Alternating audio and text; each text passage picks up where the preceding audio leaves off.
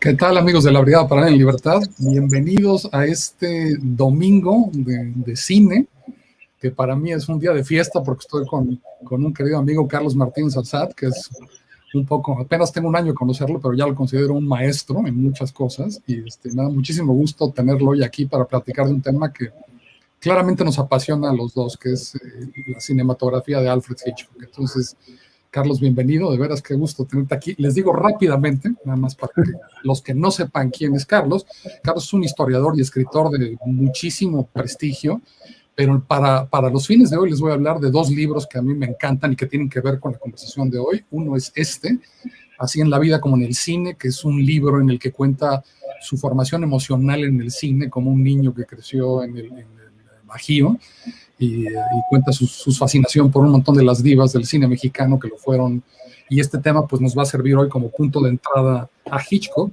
Y otro libro que les recomiendo muchísimo, que además sí va como anillo al dedo a mis pasiones cinematográficas, que es La memoria. Yo soy arquitecto y el cine, siempre busco el fondo, la arquitectura y lo que hay, digamos, la parte documental de la ciudad, ¿no? Y este libro de Carlos lo explica maravillosamente. Ayer estábamos hablando de yo no conocía esa historia del restaurante que fue demolido para dar cabida al Museo de Arte Moderno de Pedro Ramírez Vázquez en el Bosque de Chapultepec. Un ejemplo nada más del tipo de historias que cuenta Carlos, y muchas de ellas están en este libro. Entonces, pues, en fin, Carlos, era simplemente una introducción. Qué gusto tenerte aquí. Vamos a hablar de Hitchcock y de la mirada de Hitchcock. A mí me gustaría empezar por Ventana Indiscreta, aunque no sea cronológico, no sé tú qué opinas, para que sea un poco encadene con el video que hice y que viste la semana pasada, ¿no? Muy bien. Muchas gracias, José Ramón.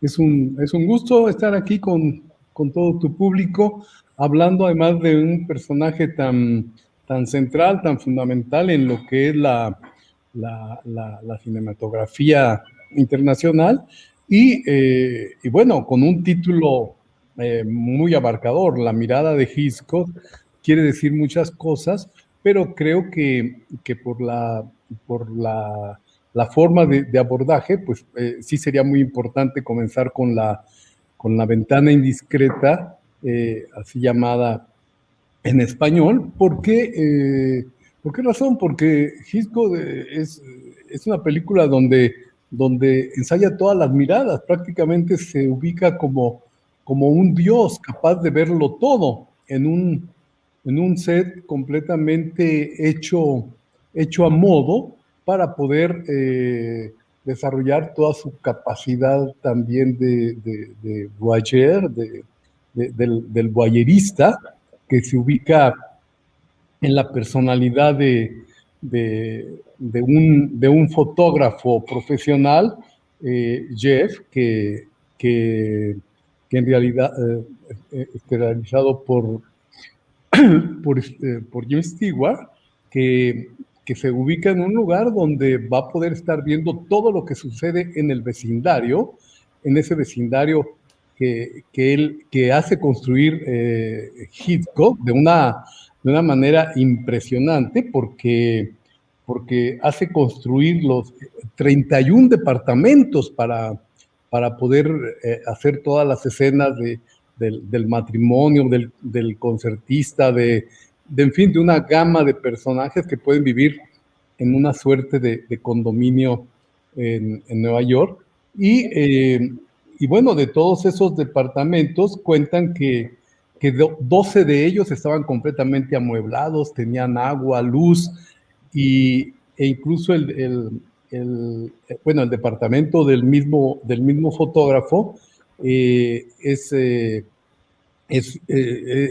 podía quedarse a vivir ahí el actor, es decir, podía pasar ahí las noches porque tenía absolutamente todo, y lo mismo que otros de los departamentos que aparecen en filmación, contando que incluso algunos de los actores o actrices a veces se quedaban ahí sin ningún problema, ¿no?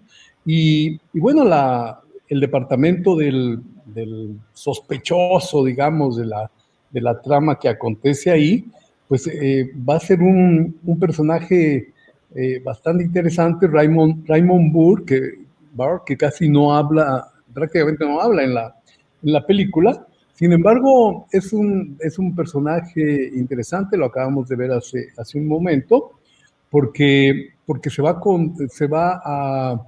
a consolidar su carrera en televisión un poco después, como Perry Mason, que va a ser de detective, que va a aparecer en una serie televisiva que duró algunos años.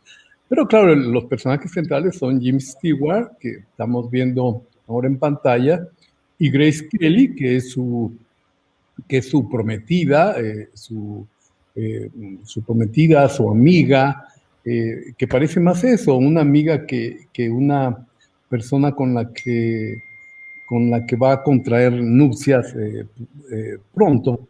Sin embargo, creo que sí protagonizan de las escenas más impresionantes en el cine de Hitchcock, como ese beso de Grace Kelly al fotógrafo inmovilizado por un accidente en una pierna, y ese beso donde prácticamente es como Grace Kelly besando la pantalla en un beso que abarcaría prácticamente pues a todo el público que le está viendo, aunque finalmente aparece en cuadro el actor y el beso, claro, se consume con él, ¿no? También déjame Pero interrumpirte un momento porque ya hiciste una introducción para los que no hayan visto la película muy clara de lo que sucede, ¿no? Se trata de un microcosmos, es un patio en Greenwich Village, en una parte, digamos, la parte bohemia de Manhattan en los 50s. Esta imagen que le estoy enseñando me parece fascinante, la encontré ayer buscando material para esta charla, que este cinéfilo lo que hizo fue aislar digamos, cómo fue fotografiando todo ese patio con los diferentes lentes que usó Hitchcock, armó el mosaico, que es lo que están viendo, de cómo se ve ese patio desde, digamos, del ojo pelón, sin telefotos, sin acercamientos, y luego fue insertando en cada una de las ventanas la acción que vamos viendo durante toda la película en fragmentos, ¿no? De derecha a izquierda, el departamento del pianista que está componiendo música, justo enfrente, en la parte de en medio, el departamento de Thornwell, el supuesto asesino, en la parte de abajo la solterona, arriba el matrimonio que duerme en el colchón durante la lluvia, a la izquierda la guapísima Miss Torso que está haciendo contorsiones y seduciendo hombres, y rematando a la izquierda el matrimonio, los recién casados que están todo el tiempo haciendo cosas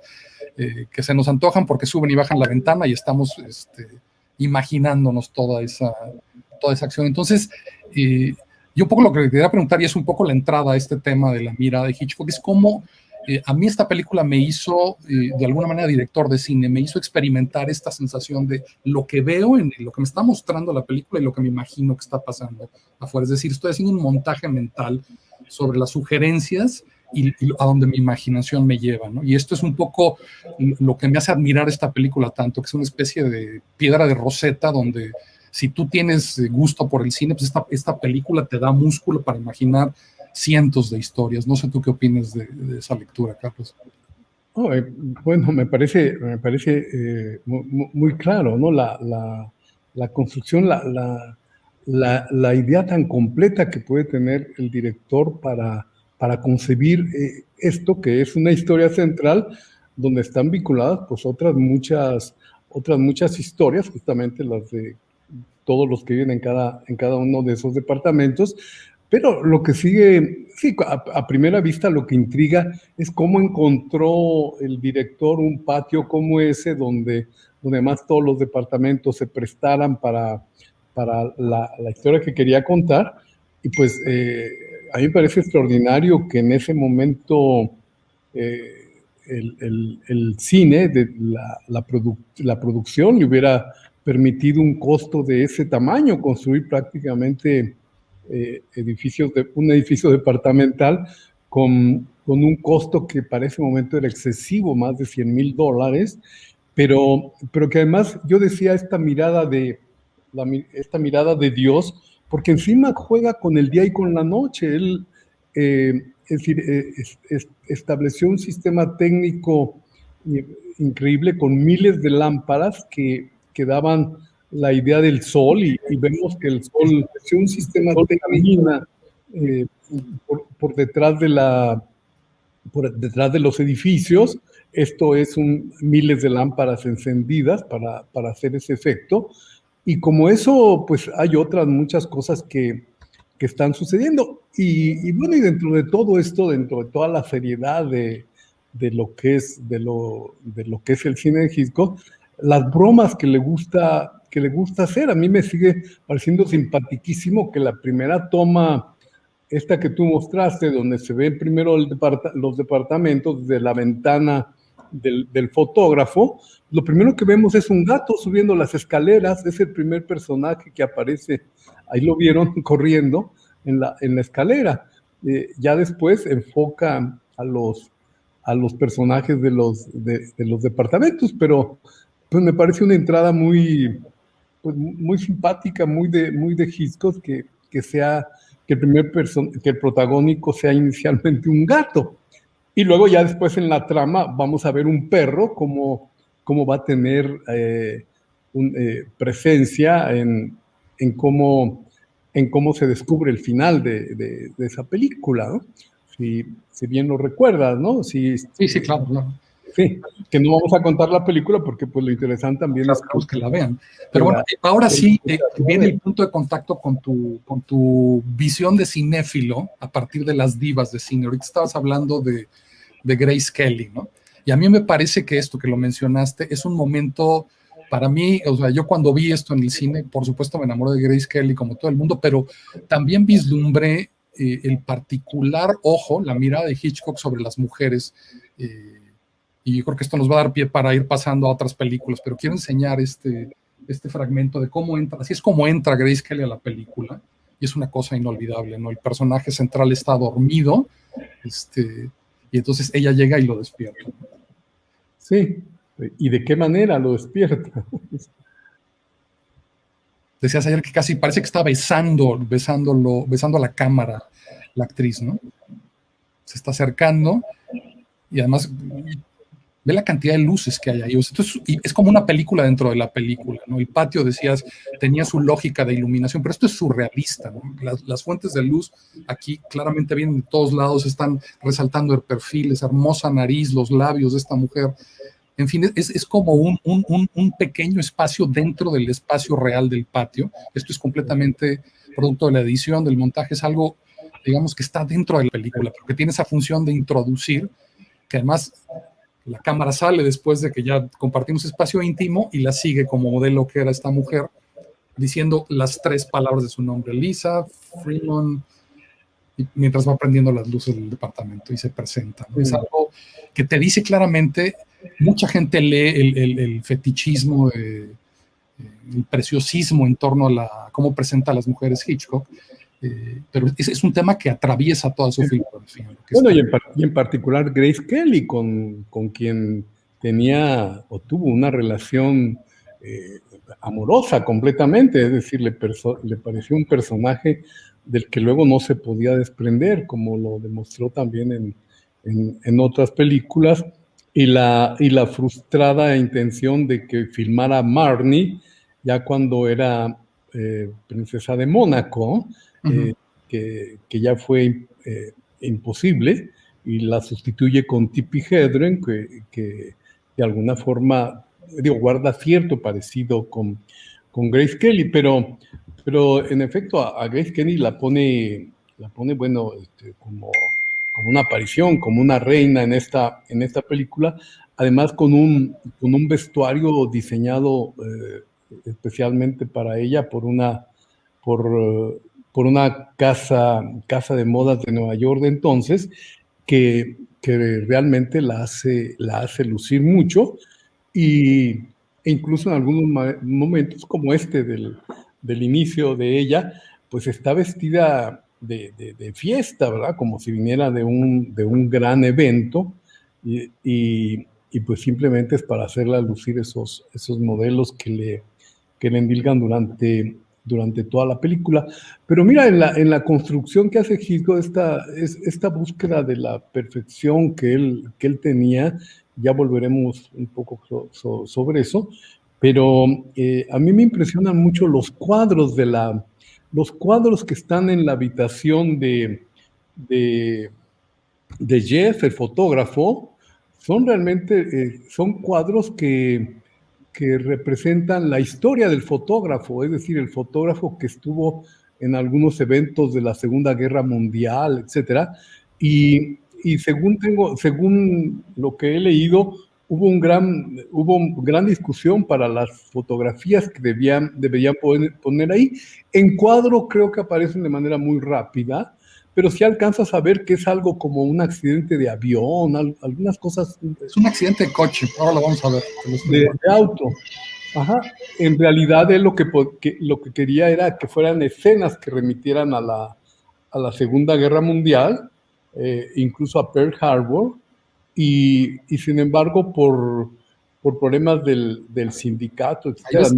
La cámara que está rota, que produjo el accidente, y vas a ver la foto del accidente. Esos okay. coches bueno, chocaron, y ahí está la guerra, ¿no? También te da a entender que es un fotógrafo de guerra y que hace este trabajo ahora como de moda, hasta llegar a la revista donde ves el negativo de la modelo y la pila de revistas donde trabaja él. Bueno, sí, deteniéndolo así se queda muy claro, y además que era supuestamente el que inspiraba el personaje, era un fotógrafo de Life, una revista en ese momento bastante conocida, bastante leída, y además ese mismo fotógrafo es el que inspiró no solo inspiró, asesoró a James Stewart para los aparatos que debía manejar, la cámara que debería de tener, que eran telefotos que eran muy inusuales en el cine en ese momento, y que además permite hacer zooms,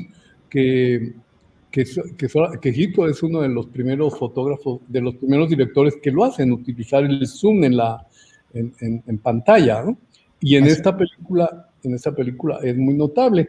Entonces, bueno, tiene muchas claves esta película que como tú dices, en efecto, de pronto se convierte en una de esas películas que ves una y otra vez y quieres ver cada uno de los detalles, como de las fotografías que tuvo que discutir, porque Hitchcock inicialmente quería otras fotografías para ubicar al personaje en el tiempo en que estaba transcurriendo la historia, supuestamente, ¿no? Esta idea de los tiempos, del tiempo que transcurre, es un poco vago en la filmografía de Hitchcock, pero por ejemplo en los pájaros quedan de ahí de pronto las alusiones al conflicto de Cuba, del posible enfrentamiento Kennedy-Khrushchev en esos años, es decir, la Guerra Fría en pleno, y que aunque tiene películas dedicadas a la Guerra Fría, ahí pues simplemente son algunas alusiones, como él lo intentó con estos cuadros que al final no pudo dejar en la ventana indiscreta. Entonces, pues creo que pues lo que puedo decir es que hay que ver esa película, descubrir todos esos detalles y acercarnos de esta manera a la mirada de Hitchcock, esa mirada tan perspicaz, tan pertinente que tenía siempre, y que mucho de esto, como insinuó hace un momento, se debía al storyboard, es decir, a la historia gráfica que Hitchcock le gustaba mucho hacer. Y prácticamente todas sus películas primero las dibujó y luego ya las filmaba. Y eso, pues, eso le permitía primero tener una idea muy clara de a dónde iba, aunque le gustaba mucho improvisar también, como cualquiera de estos grandes directores, pero dibujaba la historia y eso le permitía ahorrar además mucho, porque no son estas historias que conocemos ahora de, por ejemplo, Apocalipsis, que hay una cantidad de pies de películas filmadas que luego tienen que hacer el montaje y reducir 24 horas de filmación a 2 o 3 horas. En el caso de Hitchcock desperdiciaba muy poco porque sabía muy bien exactamente las imágenes que quería tomar, entonces tengo entendido que es de los que menos, de los que menos utilizó película que luego no pudo utilizar. Y creo que un ejemplo muy claro de todo esto es La Soga, atreverse a filmar una película en tiempo real, donde la película dura exactamente el tiempo que dura la historia, ¿no? En, en, en cuadro, como si fuera pues una suerte de obra de teatro, que en realidad lo es, pero, pero que se filma en tiempo real. Con 8 bobinas de 8 minutos, que era lo que daba una cámara en esa época, ¿no? Tenían que... Pero el propio Hitchcock descarta la idea, de, cuando estaba hablando con Truffaut en ese libro tan famoso, de que fuera una buena idea, que en realidad habla de lo que dices, ¿no? Que la contradicción es, Hitchcock es un cineasta, por un lado, que prepara muchísimo, pero por otro lado, al que le gusta también experimentar, improvisar y probar cosas que no, como hablábamos del Zoom ahora, que es pionero de esto, y La ventana indiscreta es un testimonio de eso, pero también con películas como La Soga o Lifeboat, ¿no? La que está filmada en esa película de la Segunda Guerra Mundial, que está filmada en una barcaza que sobrevive al hundimiento de un barco por un submarino nazi. Es impresionante también. Estática, 2 horas es algo, es un tour de force, ¿no? Cómo es una película visualmente interesante cuando la cámara está como en rear window, clavada a la silla de ruedas de este fisgón, ¿no? Y no se está moviendo. Entonces juega con justamente lo que es el montaje, ¿no? Los acercamientos, los puntos de vista, y convierte un poco el lenguaje. Esto también creo que es importante de Hitchcock y se dice poco. Es el pionero de la televisión, porque esta manera de partir el espacio y convertirlo en planos cada vez más cerrados es en lo que se acabaría convirtiendo la televisión en los años 50, ¿no? Y luego lo experimentó él con su programa, que en realidad era más productor que... Hitchcock presenta, claro. Hitchcock presenta, que era también una cita que era, digo, que uno no podía faltar a ver cada uno de esos dramas, con asuntos bien interesantes, porque, por ejemplo, en uno de esos programas llevó actrices mexicanas para filmar, como Pina Pellicer, que esta mujer que murió muy joven, participó en alguno de los programas que hizo Hitchcock en esos momentos. Pero ahorita que hablabas de la conversación con Truffaut, que realmente es un documento invaluable, a mí de lo que me gusta mucho de esa entrevista es este deslinde que uno como lector puede hacer en relación al Hitchcock verdadero y a todo lo que se ha construido en torno a Hitchcock con el tiempo, ¿no? Porque se dicen muchísimas cosas de Hitchcock y yo no estoy seguro que todas sean tan cabalmente ciertas. Pero, por ejemplo, el famoso beso de Notorious, el beso de 2 minutos con 40 segundos. Ya lo tenía listo porque ya sabía que ibas a hablar de eso, entonces aquí bueno, incluso con contador de tiempo, para los que dudan la duración, le puse un contador de tiempo. Claro, con sus 2 minutos 40 segundos, que era algo completamente prohibido porque se aceptaban los besos, creo que de 7 segundos, algo así, y entonces lo que él hace es intercalar una conversación entre ellos mientras están dando ese beso, que se puede tomar como un solo beso, pero en realidad es una serie repetida de varios besos. Y bueno, un beso es que nunca sueltan el abrazo, ¿no? Es siempre el contacto físico entre ellos, nunca se rompe, el espacio íntimo y la cámara está pegada, ¿no?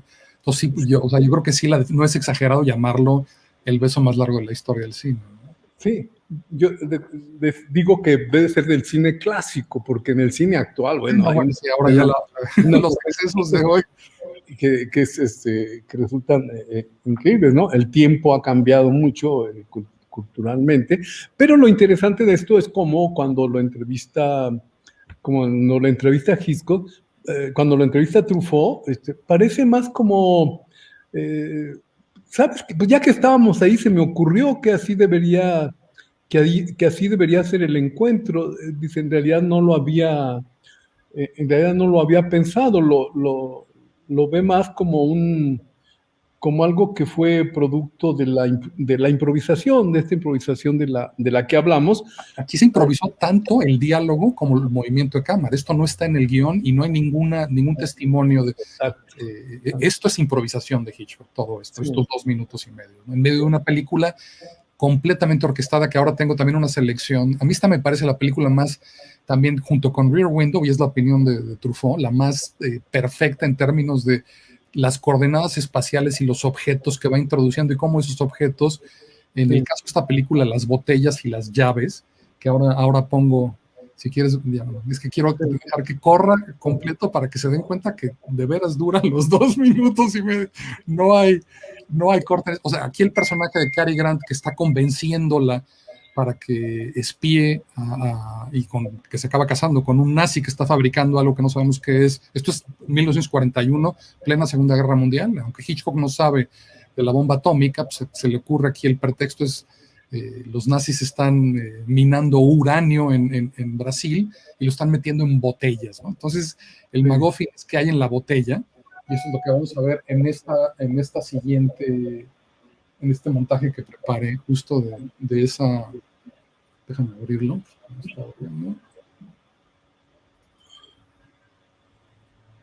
Ahí va.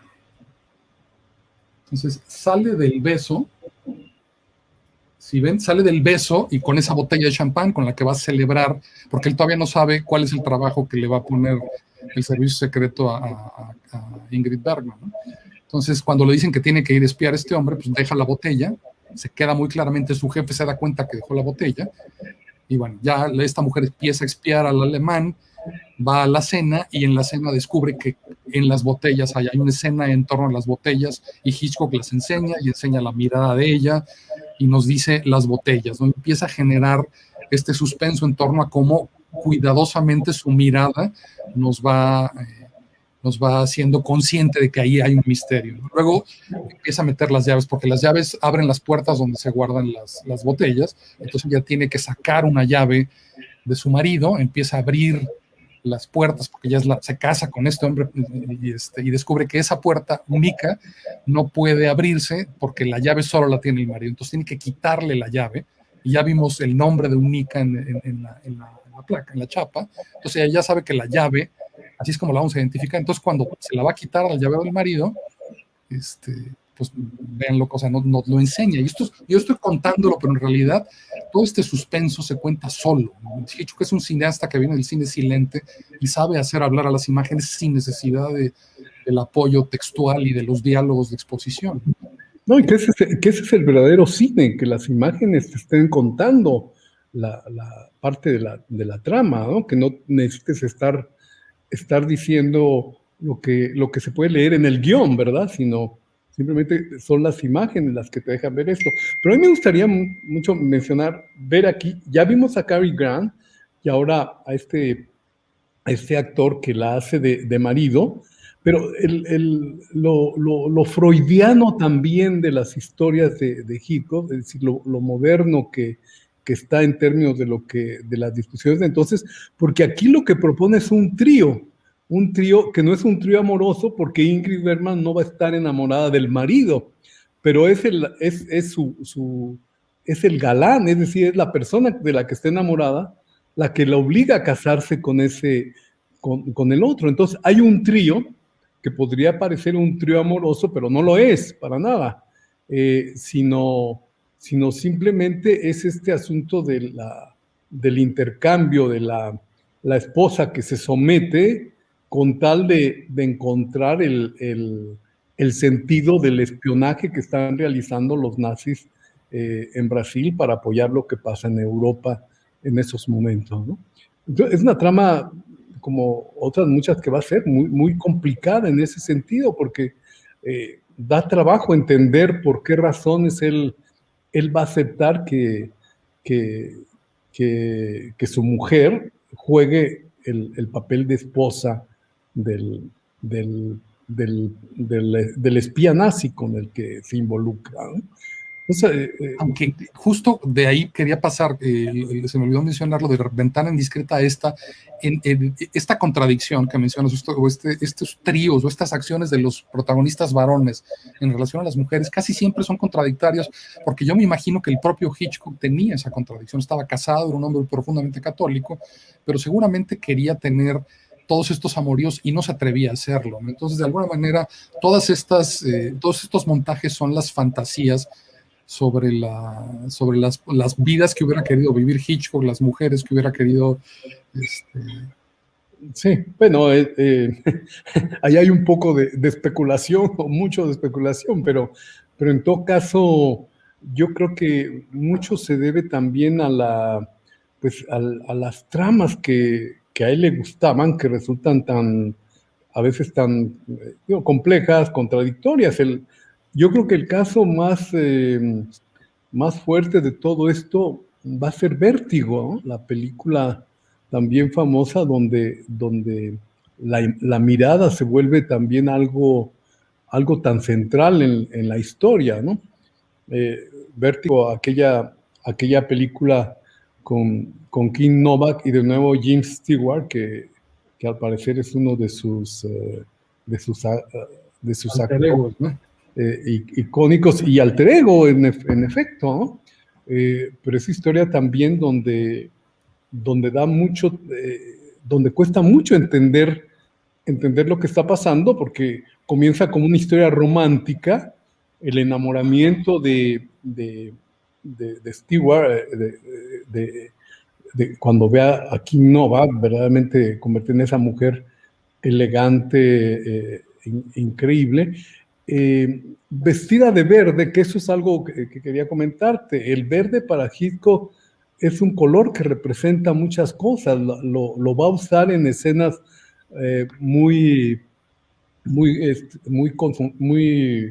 fuertes para él, que quiere que mantengas eso sobre un telón rojo que parecería como contradictorio, pero mira, ahí está otra vez el verde, con la elegante Kim Novak, que parece una mujer un poco confusa, desquiciada, a la que él observa constantemente y de la que va a terminar enamorándose.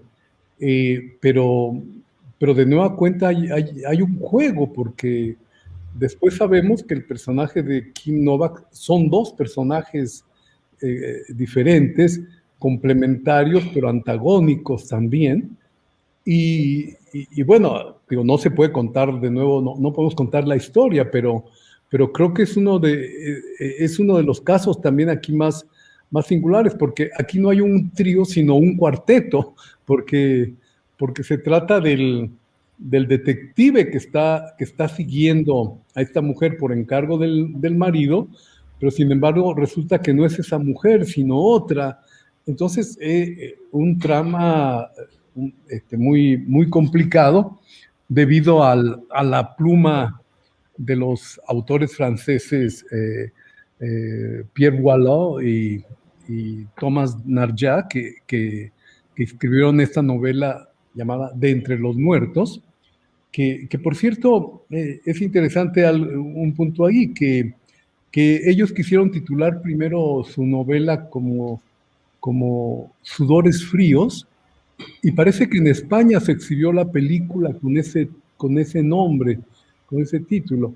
Yo traté de consultar un diccionario que tengo de los títulos de películas en España y no lo localicé, pero quería ver esto precisamente por el público que puede estar de España, nombrar las películas con los títulos que se exhibieron por allá, ¿no?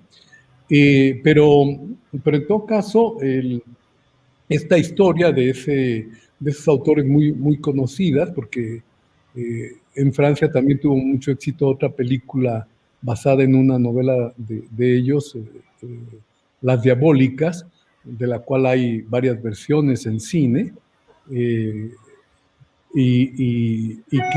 que va a ser un poco la misma historia, es decir, una aparente confusión, como si no entendiéramos bien el objeto al cual al cual se va a dirigir, y pues aquí la mirada se vuelve fundamental en la película, y no estoy diciendo un lugar común, todas las películas son para mirarlas, pero en este caso la mirada de los actores, sobre todo del actor, de Jim Stewart,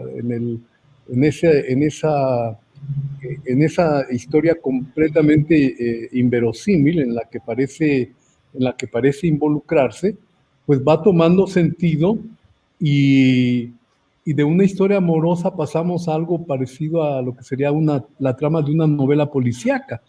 Y sin embargo no lo es tampoco, porque, porque aunque sí va a haber el sentido de, el asesino, la asesinada, todo esto ilustra una separación muy fuerte entre un drama de una pasión amorosa, y posteriormente que se va convirtiendo en, ese, en esa trama policíaca, y donde al final pues lo que permite es que el público vaya tratando de entender los cabos que van quedando sueltos, y pensar en los reencuentros, como esta misma Kim Nova es la primera que vimos en pantalla. Y allí está el verde otra vez en la pantalla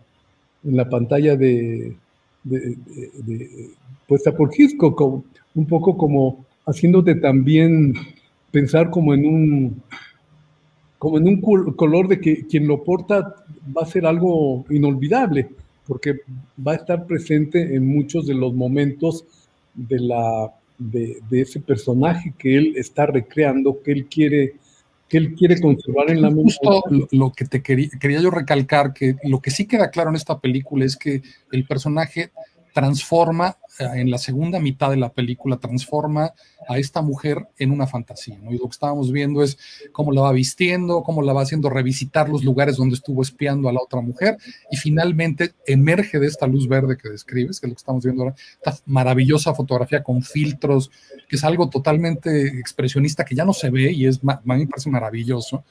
Y encarna a esta mujer, y su sueño se hace realidad, y él está experimentando ahí el éxtasis de su propia fantasía, que es esta mujer que él mismo transformó, la tomó de la calle, la abrió y la convirtió en la mujer que estaba espiando, y es algo, y lo que viene ahora me parece también, yo creo que toda la filmografía de Brian De Palma, hemos estado hablando también cuando hemos hablado de los alumnos y la escuela de Hitchcock, este tipo de imágenes, o sea, este éxtasis, que estos actores están sobre un plató circulando, y atrás de eso hay una pantalla que está primero reflejando lo que se supone que es el departamento, y pronto se va a convertir en vamos a ver imágenes de todos los sitios donde él estuvo espiando, en la misión, donde pasa algo, y estamos viajando, y ya no estamos, esto no es realismo, no estamos, este beso y este éxtasis los está transportando, y esta película, que como dices, puede ser leída en clave de misterio, de policía, con realidad es un sueño surrealista, ¿no? Que tiene que ver con deseos y con la mirada de Hitchcock otra vez sobre sus fantasías en torno al amor y la mujer, ¿no? Con todo lo que implica también la fuerza de la historia, de la novela, donde hay claramente inspiración en momentos de Orfeo, es decir, del trama de Orfeo, bajando por los infiernos para encontrar a la amada, y de Pigmalión, ¿no? Porque él construye a ese personaje, a la mujer de la que está enamorado, ¿no? Y creo que esos aspectos creo que cuentan mucho en la filmografía de Hitchcock, ¿no? Y bueno, es una película sobre la que se puede hablar mucho, todas las discusiones también de cómo aparece una misión californiana en la película, también construida, que es así la mujer es, con la que él ha soñado, y que no sabe si está muerta tiempo, está viva y es el dilema que está presente en toda la película. Entonces hay como la adoración sobre la mujer ideal y la mujer verdadera. Y en la película el problema es que cuando la mujer ideal sustituye a la verdadera, viene la decepción. Entonces es muy, es de nuevo como lo estamos acostumbrados en otras de las historias de Hitchcock, un drama o una historia muy, podría decir enredada, pero no, simplemente tiene muchos elementos para que finalmente el espectador pueda entender cuál es el sentido de la historia, con lo cual creo que lo hace un muy fuerte, un gran narrador, que realmente al comienzo no sabes a dónde va la historia y no sabes o no es fácil adivinar cuál va a ser la conclusión. Un poco como ahora entras de pronto a ver una película y ya sabes el final, ¿no? Desde que ves las primeras escenas. Entonces, muchas veces por eso la gente a veces abandona las salas, porque pues ya para qué se queda si ya sabe qué es lo que va a suceder.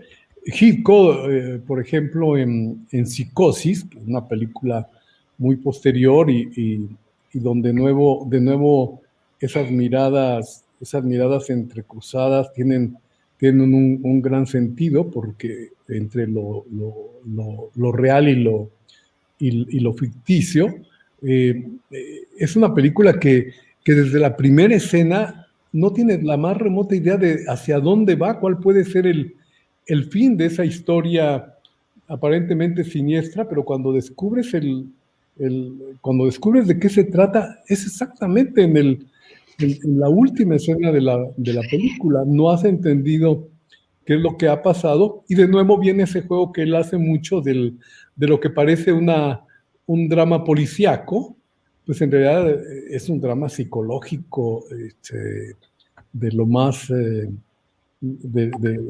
lo más fuerte que puede darse en esos momentos, y que incluso debido a la trama tan compleja de Psicosis, es una de las películas que le dio más trabajo a Hitchcock poder filmar, que se aceptara como un proyecto realizable, ¿no? En realidad lo que demuestra que en esos momentos todavía el psicoanálisis no estaba tan en boga, no era tan conocido, y pues es increíble cómo Hitchcock también se adelanta a eso, y aunque creo que puede haber en algún momento alguna explicación demasiado elemental en la película, sin embargo profundiza en el tema del psicoanálisis y de esta problemática tan fuerte. La ventana indiscreta, así empieza Psycho. Apenas me acabo la ventana que tenemos ahí de nuevo, y pues sí, va a captar una escena completamente indiscreta, ¿no? Que no nos... Sí, no estuvimos tan cerca de la lencería de una mujer en toda la ventana indiscreta. Han pasado unos años y el busto de Janet Leigh, pues sí es espectacular, y la manera en cómo lo muestra en esta película en los 60 era demasiado, ¿no?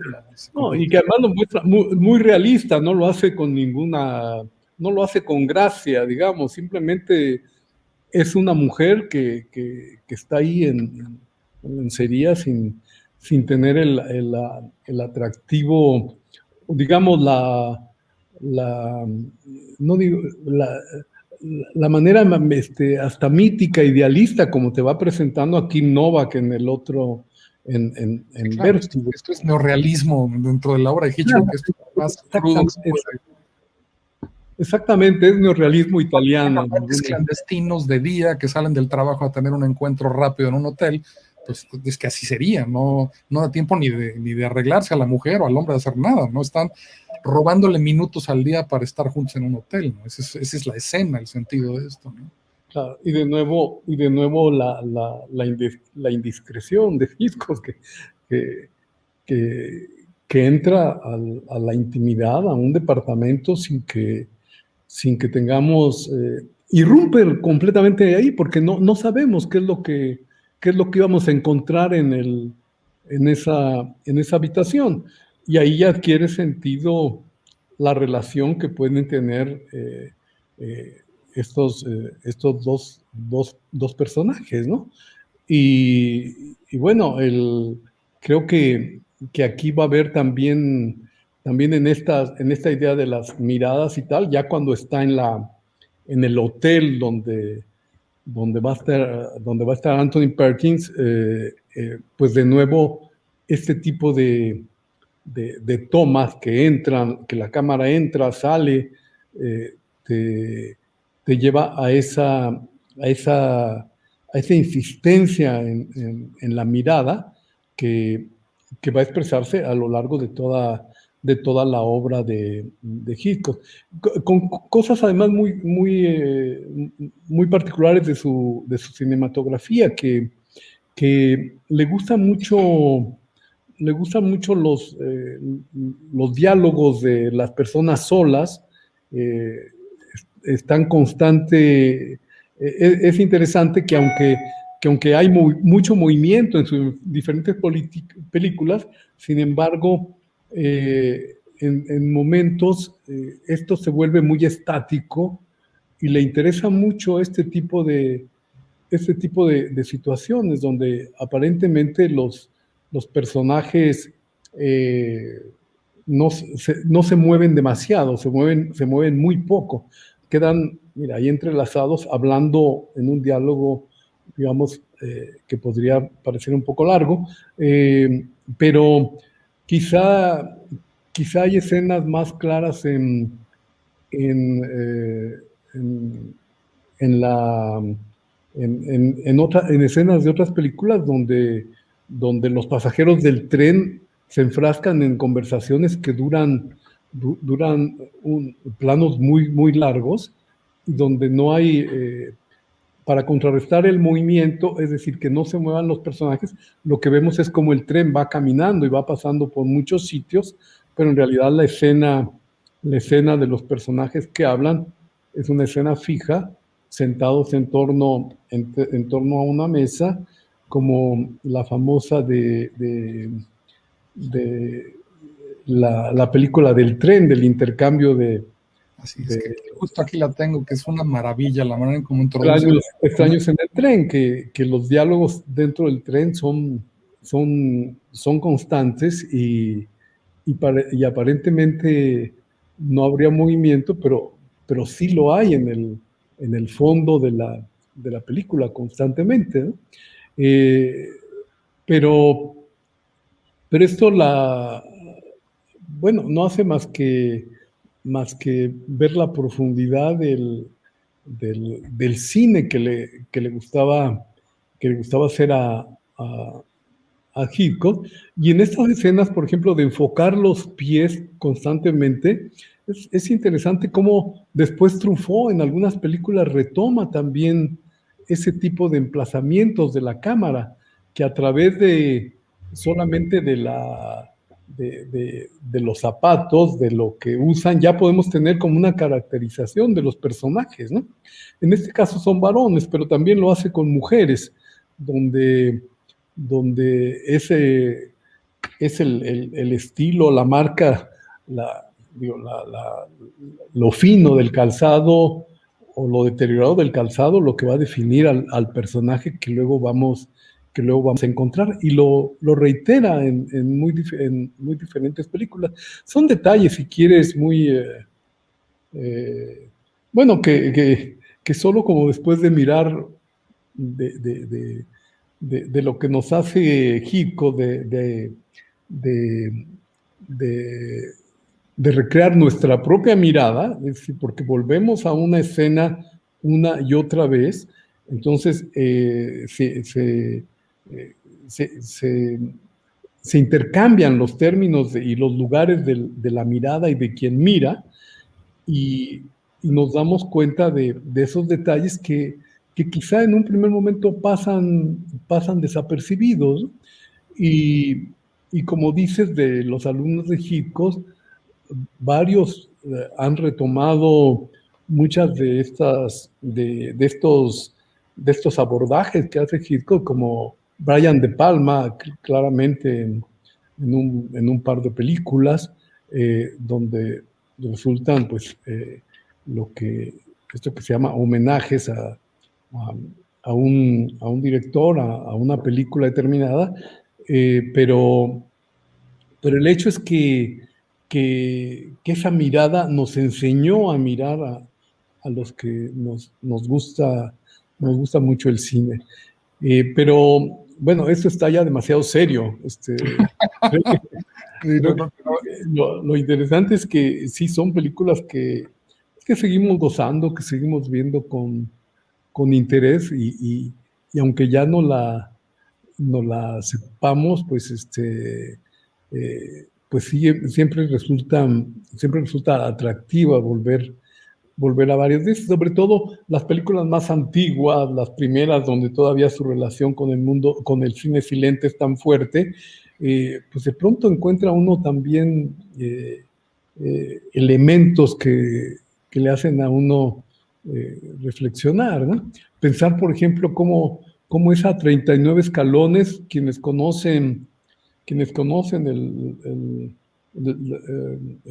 la historia gráfica, el storyboard, pues está completito en el Museo Británico porque pues es un alarde ya de esta forma de mirar que él luego va a recrear ya en el cine, pero que previamente ha dibujado constantemente y que lo vamos a poder constatar, y quien tiene y los interesados en el cine pues siempre pueden tener la posibilidad de acercarse a estas escenas ya previamente cómo fueron concebidas, ¿no? A mí me parece un trabajo bárbaro que además permite descubrir otro aspecto, un aspecto de Hitchcock pintor, ¿verdad? Porque los trazos que hacen las historias gráficas son realmente muy bien realizados y le van a permitir tener esta constancia de exactamente saber qué es lo que va a hacer el personaje, hacia dónde va, cómo va a ser el encuadre para ese momento, como se puede ver muy bien en estas escenas, donde no es tan usual que la cámara esté emplazada donde estaba para poder tomar al personaje al descender del tren en la escena que acabamos de ver. Sí, esta es una película que incluso ha sido adaptada al teatro. Mi hermano es productor teatral, no sé si has tenido oportunidad de ver la adaptación teatral de esta, que parece una locura, porque en realidad es una película, es una persecución sin fin, ¿no? Es el típico protagonista de Hitchcock, que digamos que este podría ser no estoy seguro de que sea el primero, pero es acusado falsamente y entonces tiene que huir y demostrar su inocencia, y en medio de esa persecución, pues se va cruzando varias veces con los verdaderos culpables y va encontrando aliados, en fin. Ese es el pretexto para que se mueva la historia y que Hitchcock a través de sus montajes nos haga experimentar todo tipo de emociones, de angustia, de miedo, de cariño por ellos, en fin, el viaje siempre más o menos se puede enmarcar en esos términos, ¿no? Y Hitchcock creo que es uno de los grandes, sin duda. Yo, como decías, regreso a sus películas. Aquí tengo La ventana indiscreta es una película que me acompaña toda la vida, y como les dije desde el principio, a mí me hizo consciente de cómo el cine es un lenguaje que trabaja directamente con nuestra mente, ¿no? Que está como la música, se te mete en la imaginación y no hay manera de exorcizar a esos fantasmas como hace el personaje de Jimmy Stewart en Vértigo, tratar de exorcizar al fantasma que aparentemente posee a esta mujer. Nosotros no podemos de la misma manera deshacernos de los fantasmas que la filmografía de Hitchcock nos deja en la cabeza, ¿no? No sé si, claro. estamos ya casi sobre la hora, Carlos, no quiero abusar de tu tiempo, no, pues un poco de cerrar esta charla. Que claro, difícil llegar a una conclusión cuando se habla del cine de Hitchcock. Simplemente hay que verlo y bueno, gozar de esas escenas, o más bien experimentar con él esas escenas que a veces son tan bueno, tan entretenidas, desde luego, pero donde encima te ponen en una situación un poco como actor, como si tu mirada te hace partícipe de esto. Los vuelos de la avioneta en Intriga Internacional, que hace que la avioneta parezca que se va a estrellar a la cámara, en esos efectos que en algún momento podían hacerte salir del cine corriendo, porque parecía que el avión se estrellaba en ti, ¿no? En tu propio cuerpo. Esas escenas de Intriga Internacional a mí me siguen pareciendo también espectaculares, cómo logra filmar de esa forma, cómo logró hacerlo y encima hacer que el espectador se sintiera parte de esa historia que está protagonizando en esa película, pues también es Cary Grant, y bueno, esas escenas no se me olvidan, ¿no? La primera vez que vi la película, el efecto que me hicieron cuando ves esas avionetas a punto de estrellarse en la pantalla del cine donde estabas viendo la película. Así es que es una forma de involucrar al espectador ahí de una forma muy realista y en escenas de aventuras. En esa misma película, cuando suben a los monumentos de los expresidentes de Estados Unidos en la montaña, es lo mismo, experimentas el vértigo que estaba experimentando Jeff en la ventana, en Vértigo, ¿no? Cómo de veras te lleva a esas situaciones, a experimentar tú lo que están experimentando los personajes. Así como tú dices que La ventana indiscreta te hace enamorar de Grace Kelly, pues también a muchos les hace enamorarse de Kim Novak en Vértigo, y tienes que ser un espectador con Hitchcock que te vas a dejar involucrar y que él tiene todos los elementos para involucrarte en lo que te está filmando, en la historia que te está mostrando. Te mandan saludos, Carlos Efren Fallad Islas, saludos al maestro Carlos Martínez Assad desde Huejutla. Bueno, muchos saludos, conozco a la familia Fallad. Te comento, Carlos, que tuvimos algunas broncas con la transmisión, porque enseñé por lo visto, y esto para mí, como te contaba ayer, es una experiencia de aprendizaje. No podemos usar en estas transmisiones tantos minutos de imágenes de Hitchcock, entonces creo que entró ahí un filtro de copyright. Nos tiraron la transmisión, la tuve que volver a levantar, pero bueno, pasó en fragmentos. Yo la estoy grabando en la computadora, la voy a editar y voy a tratar de subirla dejando nada más tu voz y quitándole tanta imagen. Pienso que ¿por qué hacen eso? Finalmente es una publicidad gratuita para mucho de las películas que tienen, en fin, pero ese es otro... Las plataformas privadas, que esa es la realidad de las redes sociales, son espacios que nos prestan y las reglas de uso pues las definen ellos, y además las cambian cada 5 minutos porque los están comprando empresas más grandes que son dueñas de esta propiedad intelectual, y ya ves que los gringos tienen un sentido casi penal de la propiedad intelectual. Entonces ahora continuamos, todavía estamos en... Sí, seguimos en vivo, te digo, se ha ido cayendo, también por eso no, mucha gente... Se cae y regresa. Se cayó, pero aquí, bueno, aquí tenemos a Pequita Sam, dice, gracias, realmente excelente plática, gracias y saludos. Verónica Ortiz nos dice, lo estoy gozando, gracias por esta espléndida charla. Y gracias, saludo. Solamente acá con la brigada no se cayó, te digo, estábamos en 6 o 7 plataformas, en algunas se cayó, y ahorita terminando contigo pues tengo que revisarlo y subirle, bueno, que en cuanto esté ya editada y corregida para que pueda correr, te la comparto. Pero Carlos, muchísimas gracias por compartir tu entusiasmo por Hitchcock, que es también el mío, y por inaugurar este espacio que espero podamos abrevar de tu vasto conocimiento del cine para hablar de muchos otros temas. yo creo que va a ser muy interesante de repente tener Te agradezco mucho, José. Creo que ha sido muy interesante conversar contigo y con el público. Te mando un abrazo, querido. Que tengas un buen domingo. Saludos. Gracias.